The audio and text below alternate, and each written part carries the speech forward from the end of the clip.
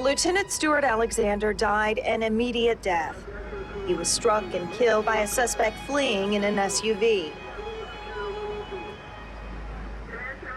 When they finally let me see him in the hospital, he asked me, "Mom, they said that I killed a police officer."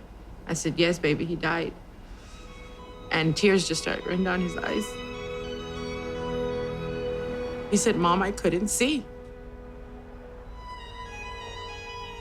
How could he have done it on purpose? He was trying to get to me. He wasn't trying to kill anybody. He was trying to get to me so that they could arrest him there with me. It all began when an officer spotted Daniel Lee Lopez driving dangerously and tried to pull him over. Lopez appeared very agitated, and when the officer attempted to detain him, the suspect attacked the officer, punching him several times. After a brief struggle, the suspect re-entered his vehicle and sped away. It was my husband's birthday. And so when the phone rang, I thought that's what they were calling about.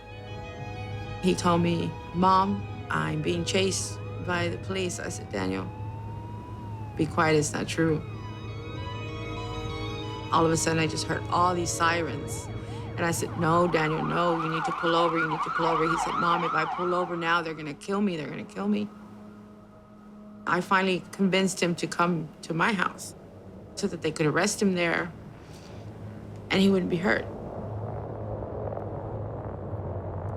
We got up onto State Highway 358, and his speed started to increase. Once we started approaching Agnes, Daniel Lopez made a directional change to the right. I was directly behind Daniel Lopez's vehicle at the time. I could see Lieutenant Alexander out in front of me. We were approaching him. We were probably doing right around 80 miles an hour. The distance was closed fairly quickly. Police say Alexander was in the grass along the shoulder, laying out a spike strip, which deflates the tires of cars being pursued.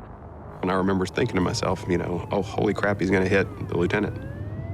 It was a direct, purposeful movement to the right. I see Lieutenant Alexander flying through the air, his legs flailing and his body flailing. And then I remember him landing in that grassy area right there. Well, I knew that we were going to chase him then to the end of the earth.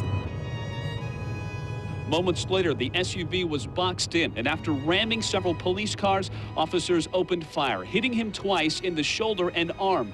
Bleeding from his wounds, Lopez was then finally handcuffed and put in the back of a patrol car while other officers stood by.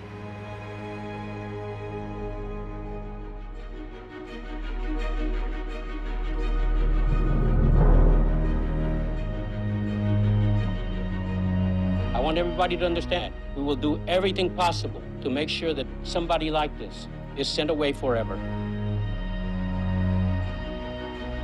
I have received numerous letters from Daniel.